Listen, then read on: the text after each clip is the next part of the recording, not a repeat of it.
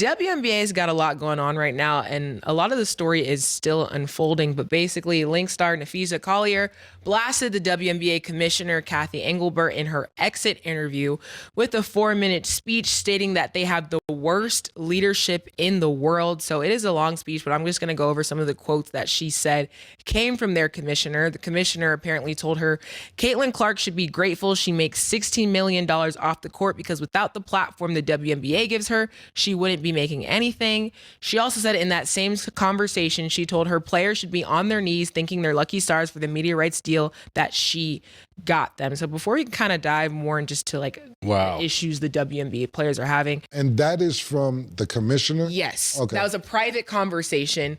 Napheesa went during her exit interview when they didn't make it on to the semifinals and basically said everything that she needed to say because she's advocating for change. So hearing those statements based off of what Fee said, Maurice, what do you think? Hold on real quick, just so I'm clear. Yeah. Yeah. Though that what you just read is from the commissioner. No, that's from the player. Okay. So she called out the commissioner and said private, basically conversations that they had out loud to the public in her exit interview. Just so I'm clear, and she's nice. Napheesa Collier's dumb nice. Yeah. She repeated what the commissioner said? Yeah, she's saying the commissioner told her that. Got you. Okay, yeah. That's what I was And she blasted it on her exit interview because she's been advocating for change. If I was Caitlin Clark, I'd say suck my clit. Period. Straight like that. I was making $3.1 million a year in college. Fuck is you talking about? He's like, yo, don't act like you're doing me a favor. First of all, Ice Cube and them offered me $5 million for 10 weeks. I told them no, then they came back for $15 million. Fuck you mean what I would have been doing? I would have grabbed that and waited till next year. I'm trying to bring awareness to women's basketball, taking a wild pay cut. When you think about, let's just say $5 million for 10 weeks, and her pay is what, $250,000? $78,000. $78,000 times 4, right? So you're sitting there, I don't even know what number that is. What kind of markup is that, murder? 9,000%? Yeah, so she's up there. Oh, yeah, like some 9,000%. What the fuck is there? Like 78,000 for a whole WNBA season or 15 million for 10 weeks. The fuck is the commissioner talking about? This is, what year you think this is? I was making 3.1 in college. I got a $28 million deal with Nike. Watch your mouth. Watch your mouth. Secondly, I don't know this for a fact because I haven't done the due diligence on this, but I can imagine how the ratings dropped since Caitlin Clark has been hurt. Because she was hurt the last month or two or however long it was before the season. I was even upset because the Fever actually made it to the semifinals and Caitlin Clark wasn't playing. Imagine this murder. Now, mind you, this is her second year. Her team makes it to the semifinals. What them ratings would have been. Yeah. Did you know that? But I'm saying, not even being funny, did you know the Fever was in the semifinals? No. Exactly, but I bet Caitlin wasn't playing. Exactly. If Caitlin was playing, you would have known that the Fever was in the semifinals. So, yo, I would be like, yo, if I'm Caitlin Clark, yo, you need to come see me. Yeah. she actually make the league hot. As much as people like to argue about it, she was bringing the eyeballs. I know that people are gonna hate that take, but it's the truth. It's like she's bringing the viewers along with everybody else, but they're coming to see her either win or fail, and that's what's bringing motivating a lot of the interest. Just want to add a stat really quick to back up what you guys are saying. So it was reported that the WNBA viewership went down 55% since her injury, and even for the Fever's national TV games, it was at 1.8 million average viewers, and it went down to about 850,000. So so you can feel how you want to feel about her. You can feel how you want to feel. 55% is a lot. And this was what I was saying. Hold on, Mo. Let me finish my take real quick, because I wasn't even finished. I got an attitude about it, so pardon me, because who the fuck is you to be telling me this? I would go in the commissioner's office with all these numbers. Yo, check me out at Iowa, check me out with Nike, check me out with Gatorade, check out your viewership. Fuck you mean you giving me a platform? I could have went overseas and I could have did 10 weeks with the niggas. They may have bust my ass or whatever, but 15 million for 15 million. How long is it gonna take? All right, let's just do math, murder. 10. It's gonna take 20 years to make What? 1.4? This is like the good old boy mindset on steroids. But you would think this would be happening with a Caucasian woman and a black girl. This is happening with a white girl. That's what makes it even crazier. Yeah, so I'm glad Napheesa blew the spot up because to Murder's point, in his take, it might be like, you know, the person under the commission be like, you know, we been ain't fucking with her anyway.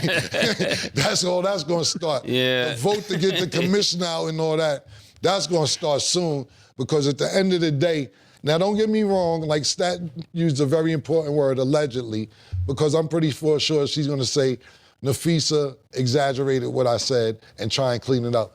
But Napheesa doesn't come across as a person who would just randomly say that for no particular reason whatsoever. And Caitlin Clark, I don't know what you're gonna do, hun, but you got the leverage and you're a very fair person to me, my person. I'm talking about as far as not trying to take too much light, as far as downplaying your celebrity, as far as saying, no, the females deserve this, the females deserve that. Knowing damn well you're the meal ticket. Like Murder said, people may not want to hear that, like it or not. You're the meal ticket. Let's think about this. Let's think about when she got her sneaker deal. And not saying that Asia Wilson didn't deserve one, but he's like, oh, hold up. Now they just giving out women's sneaker deals and they own sneaker. Where the fuck Asia sneak at? Asia got one. Oh yeah. Angel got one. Oh, yo, let's get Asia a deal. Yeah. And I think Asia's the best basketball player in the WNBA by far. She deserved one. But they didn't think about it until they gave Caitlin Clark one, and us as black people threw a damn fit about it. So we don't need to get them mad. Yeah. Let's get her the shit. Yeah. And I think the only thing that's bad about this, I hate that it came through a black girl. I hate that she was the messenger of this message because now she's going to probably have to watch out, because people don't take light to things like that, especially when you're sharing private information publicly.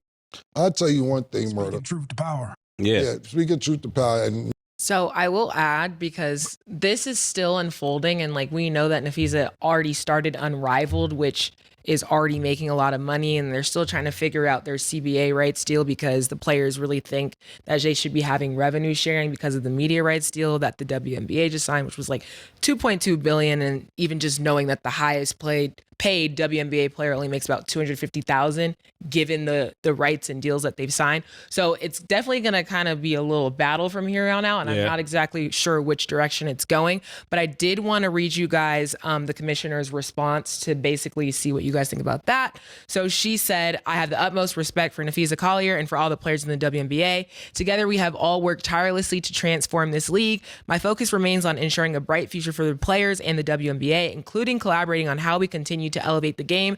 I am disheartened by how Napheesa characterized our conversations and league leadership, but even when our perspectives differ, my commitment to the players and to this work will not waver. So Maurice, gonna let you go first. No, I'm going first. Bitch, your publicist wrote that.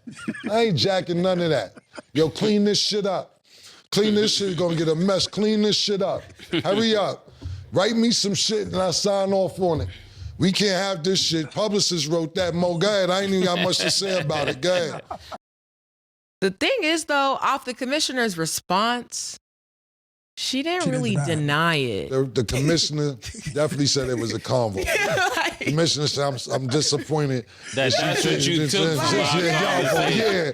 No, I'm saying it was a conversation, but what if she didn't say that in the conversation? I think that, that's a good question, because I think, and I don't know the WNBA commissioner. If this was Adam Silver, or even especially David Stern, that was outright bold-faced wrong and lied. Yeah. If it was 100%, because David Stern, we know David Stern. Yeah. Listen, that is not what I said, and I'm sorry that he misinterpreted so. I don't have any information. I'm just going off what's being read to me. I don't know this commissioner's personality or anything else. But if somebody's lying on you, and you got to put a statement out, you got to at least in the statement put that's not true with what they said. That's what I would say. So she, according to her response, many are going to believe you said this because you would have started with, hey, I'm going to need you to retract that statement. I'm going to need you to do this because that is not what I said. That may be what you took from it. And people will be very emphatic when they know they didn't say something. Yeah, listen, I was just putting a question I'm gonna be honest with conversation. you. And listen. Let's just be totally honest. This show, the reason me and Mase are even speaking is because somebody lied on him and he went on a podcast. You right, nigga. You're not gonna be lying on me, telling people I gave you. And listen, bro, I got my receipts. You right. You're 100% right. Yeah, you gotta clear that up, Commissioner. Yeah. So let's just give him some more context about what I said was that for people that don't know, me and Mase wasn't speaking for 10 years or maybe longer. And he said some words on the podcast, and then I came on the podcast, said some words, but that wasn't his reason for going on the podcast. Yeah. The reason for him going on the podcast was he felt somebody lied on him, and he went to clear that up. And we drove there to clear it up. Yeah, you gotta clear things up, man. And the commissioner didn't do that. Yeah. At all. She basically just said, when our perspectives differ, my commitment to you already lost me. Yeah, so you lost me with that because you said something. Yeah. So shout out to Napheesa for standing for the truth. Yeah, and hopefully things get better for them because I know they got a lot going on.